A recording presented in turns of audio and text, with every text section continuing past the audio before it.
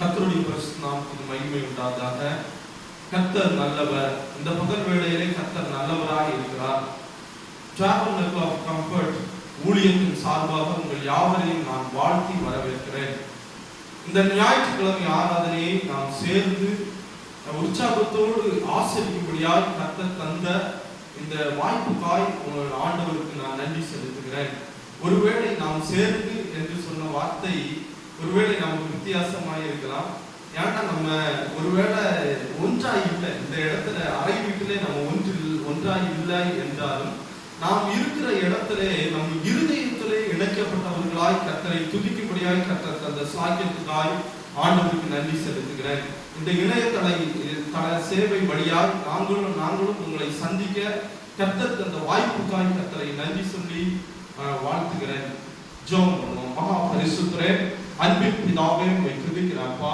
பரிசுத்தமான இந்த ஓய்வு நாள் ஆராதனைக்காக உங்களுக்கு நன்றி செலுத்துகிறோம். ஆண்டவரே, இதை நாங்கள் பதிவு பண்ணி ஆண்டவரை டெலிகாஸ்ட் பண்ண ஆண்டவர் தந்த கிருபைக்காய் உங்களுக்கு நன்றி செலுத்துகிறோம். இது ஆண்டவரே அநேகருடைய இருதயத்தை ஆண்டவர் தொடுங்கப்பா. இந்த ஆண்டவரே இந்த சேவை வழியால் தொடுகிறது மாத்திரமல்ல, அவர்கள் 100, 60, 30 பலன் கொடுக்கத்தக்கதாய் கர்த்தர் அவர்களை ஆசீர்வதிப்பீராக. ஆண்டவரை போதிக்கிற எனக்கும் ஞானத்தை கொடுங்க, கேட்கிற பிள்ளைகளுக்கும் பொறுமையும் ஆசீர்வாதத்தையும் நன்மையும் சுகத்தையும் சௌக்கியத்தையும் கொடுங்க, பலப்படுத்துங்க. ரட்சம் ஜெபிக்கிறேன் நல்ல பிதாவே, ஆமென். வாசிக்கும்படியாய் தெரிந்து கொண்ட வேத பகுதி நீதிமொழிகள் 23ஆம் அதிகாரம் 18ஆம் வசனம். 23:18. நிச்சயமாகவே முடிவு உண்டு. நிச்சயமாகவே முடிவு உண்டு. நம்பிக்கை வீண் போகாது. ஆண்டவருடைய வேதம் நமக்கு தெளிவாய் சொல்லுகிறது, நிச்சயமாக முடிவு உண்டு, உன் நம்பிக்கை வீண் போகாது. நாம் அநேகர் ஒரு முடிவுக்காய் காத்திருக்கிறோம் அல்லது ஒரு நன்மைக்காய் காத்திருக்கிறோம். ஒருவேளை அது காத்திருந்து கால தாமதத்தினாலே அது மிகுந்த தாமதத்தோடு காலங்கள் போய்கொண்டு இருக்கலாம். ஆனால் நிச்சயமாய் நான் சொல்லுகிறேன், அதுக்கு முடிவு உண்டு, உன் நம்பிக்கை வீண் போகாது. ஆண்டவர் நமக்கு அதை தெளிவாய் சொல்லுகிறார். காத்திருக்கிற ஆத்மா ஒருவேளை நம்ம சோர்ந்து போய் தவித்துக் கொண்டிருக்கலாம், காத்திருந்து பலனற்றவர்களாய் நம்ம மாறி போயிருக்கலாம். ஆண்டவருடைய வேதம் சொல்லுது, நெடுநாள் காத்திருக்குதல் இருதயத்தை இழக்க பண்ணும், விருந்தினது வரும்போதோ ஜீவ விருஷம் போல் இருக்கும், அது ஜீவ விருஷத்தின் நன்மையை கொண்டு வரும் ஆண்டவருக்கு வேதம் சொல்லுது. ஒருவேளை நீங்க காத்திருந்து இன்றைக்கு சோர்ந்து போயிருக்கலாம், நான் நிச்சயமாய் சொல்லுகிறேன், ஜீவ விருஷத்தின் நன்மையை கர்த்தர் உங்களுக்கு கட்டளையிடுவார். சங்கீதம் 9ஆம் அதிகாரம் 18ஆம் வசனத்தை நம்ம படிப்போம். எளியவன் என்றைக்கும் மறக்கப்படுவதில்லை. எளியவன் என்றைக்கும் மறக்கப்படுவதில்லை. சிறுமைப்பட்டவனுடைய நம்பிக்கை ஒருபோதும் கெட்டு போவதில்லை. ஒருபோதும் கெட்டு போவதில்லை. ஆண்டவருடைய வேதம் சொல்லுது, ஒருபோதும் அவனுடைய நம்பிக்கை கெட்டு போகிறதில்லை. யாருடைய நம்பிக்கை? சிறுமைப்பட்டவனுடைய நம்பிக்கை, சிறியவனுடைய நம்பிக்கை. அவன் ஆண்டவரை நம்பி இருக்கிறபடியால் அந்த நம்பிக்கை கெட்டு போகிறதில்லை. நம்ம நிச்சயமாய் நான் சொல்லுகிறேன், ஆண்டவர் உங்கள் ஜெபத்தை, உங்கள் விண்ணப்பத்தை, உங்கள் வேண்டுதலை கேட்கிறார், கேட்டும் இருக்கிறார். அதுக்கு தக்க பலன் நிச்சயமாய் உண்டாகும். பொறுமையோடு காத்திருப்போம். ஆண்டவர் நமக்கு ஆறுதல் செய்வார், நன்மை செய்வார், இரக்கம் செய்வார். நம்மை விட்டு விடுகிற தேவனே இல்லை. ஒருவேளை எல்லாம் கால தாமதத்தினாலே அது நம்ம சோர்ந்து போயிருக்கலாம், நம்முடைய வாழ்க்கையிலே சோர்வு உண்டாயிருக்கலாம். நான் நிச்சயமாய் சொல்லுகிறேன், கர்த்தர் நன்மையானவைகளை தருவார், நன்மையானவைகள் வரும். ஆண்டவருக்கு வேதம் அதை நமக்கு கற்றுக் கொடுக்கிறது. அநேக இடத்துல நம்ம வேதத்திலே பார்க்கும்போது அநேக பரிசுத்தவான்கள் சோர்ந்து போகிறதை நம்மாலே பார்க்க முடியும், அநேக தேவ பிள்ளைகள் சோர்ந்து போகிறதை நம்மாலே பார்க்க முடியும். ஆனாலும் நான் நிச்சயமாய் சொல்லுகிறேன், கர்த்தர் அவர்களை தேற்றுகிறதையும் நம்மாலே பார்க்க முடியும். ஆண்டவர் தேற்றுகிற தேவனாய் இருக்கிறார், அவர் தேற்றவாளனாய் இருக்கிறார். வாசிப்போம். சங்கீதம் 37ஆம் அதிகாரம் 5ஆம் வசனம். உன் வழியை கர்த்தருக்கு ஒப்புவித்து, உன் வழியை கர்த்தருக்கு ஒப்புவித்து, அவர் மேல் நம்பிக்கையாயிரு, அவர் மேல் நம்பிக்கையாயிரு, அவரே காரியத்தை வாய்க்க பண்ணுவார். உன் நம்பிக்கை ஒரு நாளும் வீண் போகாது. அவரே காரியத்தை வாய்க்க பண்ணுகிற தேவன், காரியத்தை வாய்க்க பண்ணுகிற தேவன். நம்ம எப்பவும் அதை சொல்ல வேணும், காரியத்தை வாய்க்க பண்ணுகிற தேவன். நம்முடைய நம்பிக்கை ஒரு நாளும் வீண் போகாது. நான் நிச்சயமாய் ஆண்டவர் எனக்கு ஒரு காரியத்தை ஞாபகப்படுத்துகிறார். 100க்கு அதிபதியாகிய மனிதனை நமக்கு தெரியும். தேவனிடத்தில் வருகிறான். அவன் ஆண்டவர்கிட்ட சொல்றான், ஆண்டவரே என் வேலைக்காரன் வியாதியாக இருக்கிறான், பலவீனப்பட்டு இருக்கிறான், தயவாய் போதகர் என் வீட்டிலே வர அவனுக்கு சுகத்தை கொடுக்க வேணும் அப்படின்னு அவன் கேட்கிறான். ஆண்டவர் சொல்றாரு, நான் உன் வீட்டிலே வருகிறேன். அப்ப அவன் சொல்றான், ஆண்டவரே நிச்சயமாய் வேண்டாம். ஏன்னா நான் 100க்கு அதிபதியா இருக்கிறேன். 100க்கு அதிபதி என்று சொன்னால் 100 பேருக்கு தலைவனா இருக்கிறான், 100 பேருக்கு ஹெட்டா இருக்கான். இன்னைக்கு அவன் சொல்லுகிறான், நான் 100 பேருக்கு தலைவனா இருந்தாலும் ஒருவரை வா என்றால் வருகிறான், ஒருவரை போ என்றால் போகிறான். இந்த அதிகாரங்கள் எனக்கு இருந்தாலும் நான் நீர் என்னுடைய வீட்டிலே வர நான் பாத்திரவான் அல்ல.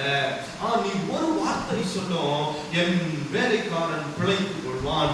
ஆண்டவர் முன்னாடி அவன் தன்னை தாழ்த்துகிறான். அவன் 100 பேருக்கு மேல அதிகாரம் உள்ளவன். ஆனால் கூட தன்னை தாழ்த்தி தேவனிடத்திலே சொல்லுகிறான், நீ ஒரு வார்த்தை சொல்லும், என் வேலைக்காரன் பிழைத்துக் கொள்வான். ஆண்டவர் அங்க என்ன தெரியுமா சொன்னாரு, இஸ்ரவேலிலே இதை போல ஒரு விசுவாசத்தை நான் கண்டதே இல்லை. இஸ்ரவேலிலே இதை போல ஒரு விசுவாசத்தை நான் கண்டதில்லை. இஸ்ரவேல் ஜனங்கள் தேவனுடைய ஜனங்கள், இஸ்ரவேல் ஜனங்கள் தேவனுடைய பிள்ளைகள். ஆனா அவர்களுடைய ஆண்டவர் சொல்றார், அவர்களுடைய வாழ்க்கையிலே போல இவ்வளவு ஒரு பெரிய விசுவாசத்தை நான் காணவில்லை.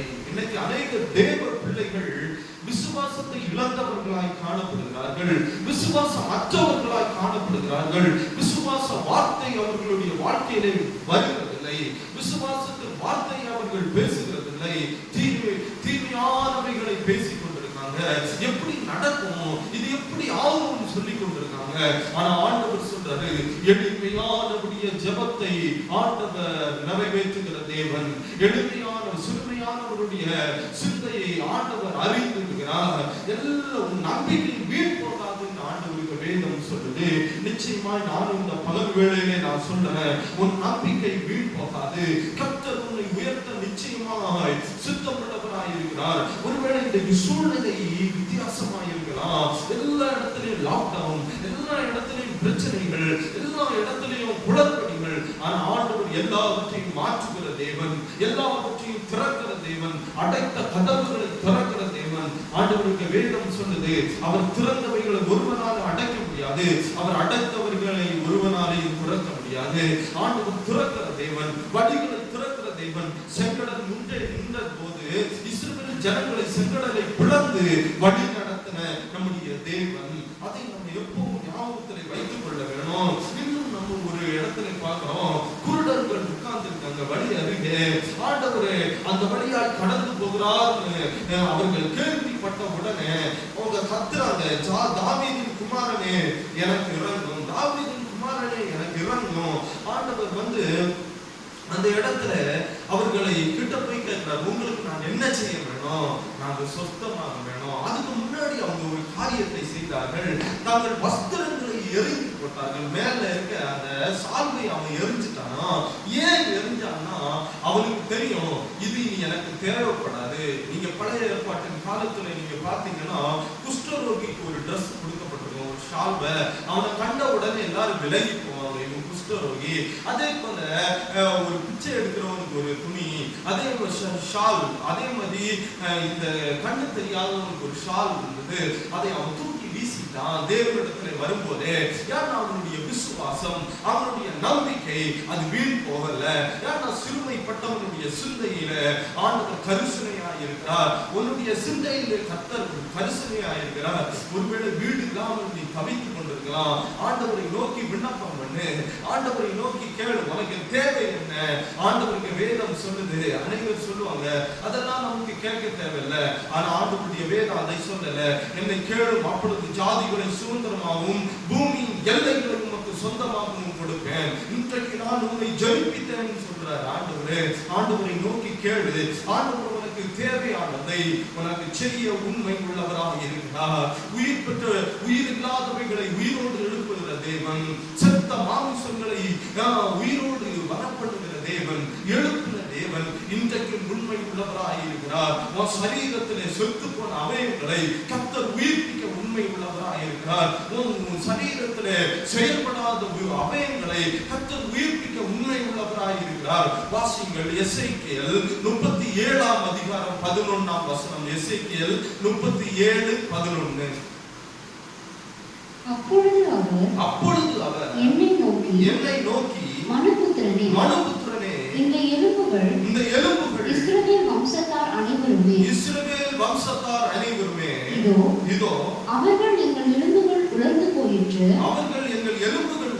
போயிற்று, எங்கள் நம்பிக்கை அற்று போயிற்று, நாங்கள் அறுப்புண்டு போகிறோம் என்கிறார்கள். ஆண்டவருக்கு வேதம் சொல்லுது, எசேக்கியேல் ஆண்டவர் சொல்லுகிறார் எசேக்கியேல் இடத்துல, இது இந்த எலும்புகள் இஸ்ரவேல் ஜனங்கள், இந்த இஸ்ரவேல் ஜனங்கள் அவர்கள் அற்று போகிறோம் சொல்றாங்க, நாங்க மரித்து போயிட்டோம், எங்க வாழ்க்கை நம்பிக்கை எல்லாம் அழிந்து போச்சுன்னு சொல்றாங்க, இவைகள் உயிர் பெற்று வருமோ அப்படின்னு எசேக்கியேலை பார்த்து ஆண்டவர் கேட்கிறாரு. நீங்க பாருங்க, நம்மளா இருந்தா நம்முடைய நிலைமை என்ன, நம்ம என்ன பதில் சொல்லியிருப்போம், இல்ல நம்முடைய நம்பிக்கை என்ன?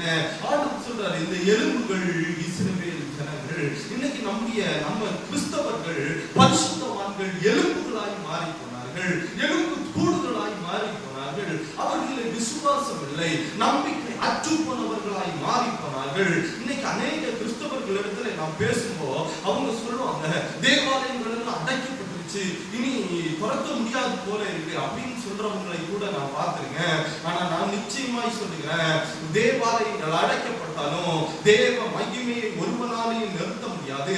தேவாலயம் ஒரு 4 செவுரு, அவ்வளவுதான். ஆண்டவர் சொல்றாரு, நீயே அந்த ஆலயம், நீதான் ஆலயம், நீ எங்க இருந்தாலும் ஆண்டவர் தங்குகிற ஒரு பரிசுத்த ஆலயமாய் வாசம் பண்ணு, நீ எங்க இருந்தாலும் ஆண்டவர் உனக்குள்ளே வாசம் பண்ணுகிறார். நீங்க பழைய பாட்டு காலத்துல நீங்க பாத்தீங்கன்னா ஆண்டவர் பொன்னினாலும் வைடூரியங்களினாலும் ரத்தனங்களினாலும் ரத்தாம்பர நூலினாலும் செய்த இடத்துல ஆண்டவர் வாசம் பண்ணினார்.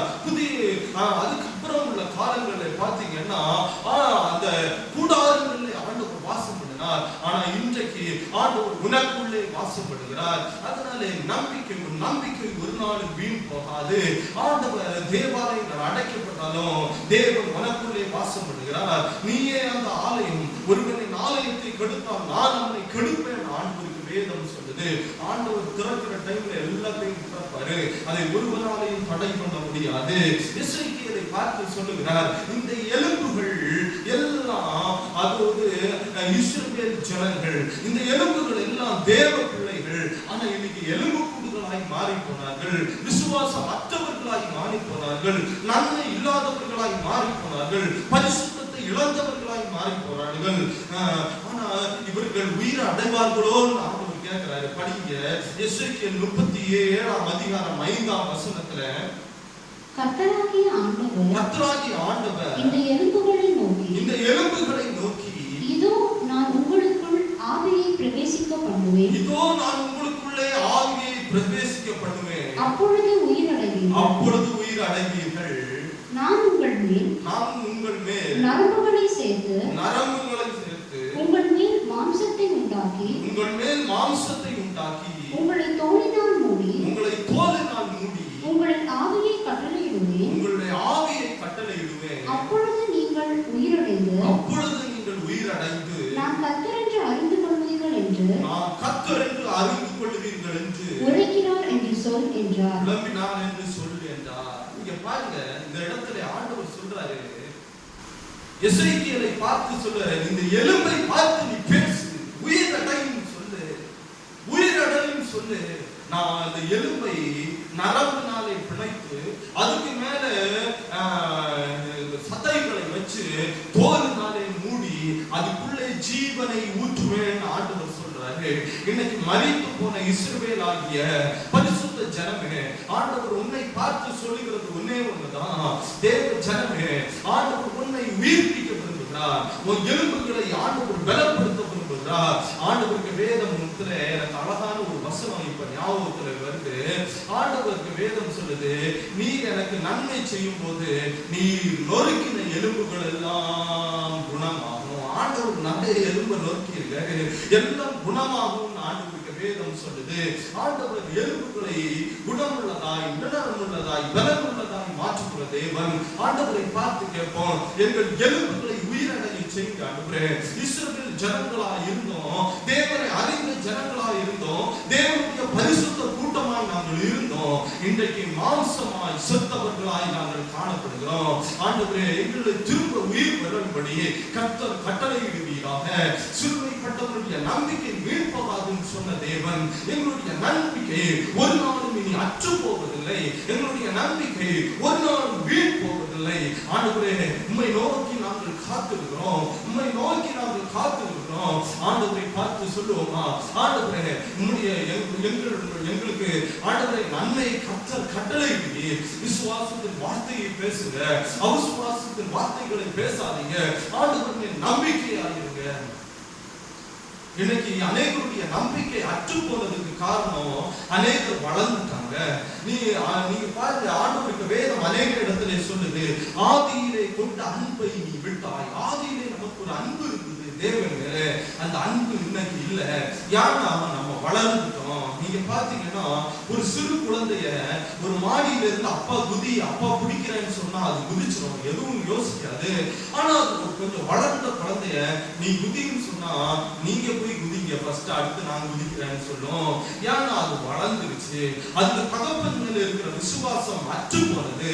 அதே போலதான் இஸ்ரவேல் ஜனங்களாகிய தேவ பிள்ளைகளாகிய உங்களுக்கு இன்னைக்கு, நமக்கு இஸ்ரவேல் ஜனமாகிய தேவ பிள்ளைகளாகிய நமக்கு விசுவாசம் அற்று போனவர்களாய் நம்ம காணப்படுறோம். ஏன்னா நம்ம அறிவிலே வளர்ந்துட்டோம், புத்தியிலே வளர்ந்துட்டோம், ஞானத்திலே வளர்ந்துட்டோம், தேவனை போல ஞானமாய் மாற ஆசைப்பட்டோம். ஆனா நான் நிச்சயமாய் சொல்லுகிறேன், உன்னை தாழ்த்து. ஒருவன் அன்னைக்கு தேவாலயத்திலே ஜெபம் பண்ணானே, தன்னுடைய கண்களையும் ஏறெடுக்க துணியாதபடி ஆண்டவருக்கு முன்பாய் தலை குனிந்து, ஆண்டவரை நான் ஒரு பாவி, நான் ஒரு பரிசுத்தம் இல்லாத மனுஷன், அந்த மனுஷனுடைய ஜெபத்தை கர்த்தர் கேட்டார் வேதம் சொல்லுது. அதே போல உன்னை தாழ்த்து, கர்த்தர் உன்னை வெளியரங்கமாய் ஆசீர்வதிப்பார். ஆண்டவர் உன்னை மறைவிடமாய் நீ பண்ணுகிற ஜெபத்தினால வெளியரங்கமாய் நீ ஆசீர்வதிக்கப்படுவ. ஆண்டவரை நோக்கி கெஞ்சுவோமா, ஜெபம் பண்ணுவோமா? எல்லாரும் ஆண்டவரை நோக்கி நம்ம பார்ப்போம். ஆண்டவரே, இந்த பரிசுத்தமான ஒரு ஓய்வு நாள்ல கர்த்தர் எங்களை ஆசீர்வதிப்பீராக, அனுகிரகம் பண்ணுவீராக. ஆண்டவரே, இந்த செய்தி உலகெங்கும் போய் ஜனங்களை தொட ஆண்டவர் உம்முடைய பிள்ளைகளுக்கு அதிசயங்களையும் அற்புதத்தையும் உயர்வையும் ஆண்டவர் கட்டளையிட போகிறதுக்காக உங்களுக்கு நன்றி செலுத்துகிறேன். ஆண்டவரே, இயேசுவே, மகா பரிசுத்தரே, அன்பின் பிதாவே, உங்களை துதிக்கிறேன். அப்பா, எங்களோடு இணைந்து ஜெபிக்கிற, இந்த வசனத்தை கேட்கிற, இந்த வசனத்தின்படி ஆண்டவரே ஜீவிக்க விரும்புகிற ஒவ்வொரு உத்தம மார்க்கத்தாரையும் கர்த்தர் பலப்படுத்துவீராக, ஆசீர்வதிப்பீராக. ஆண்டவரே, இன்னும் ஆண்டவரே அப்பா, எங்கள் எலும்புகள் உயிரடைய ஆண்டவரே எங்களுக்கு உதவி செய்யுங்க. எங்கள் எலும்புகள் உயிர் பெற்று வர ஆண்டவரே எங்களுக்கு அனுகிரகம் பண்ணுங்க.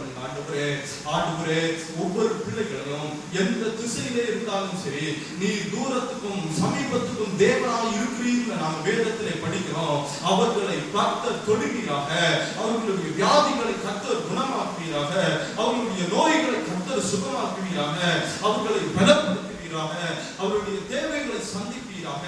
பண தேவைகளோடு வறுமையிலே கஷ்டத்திலே இருக்கிற பிள்ளைகளை நினைத்து அருள்வீராக.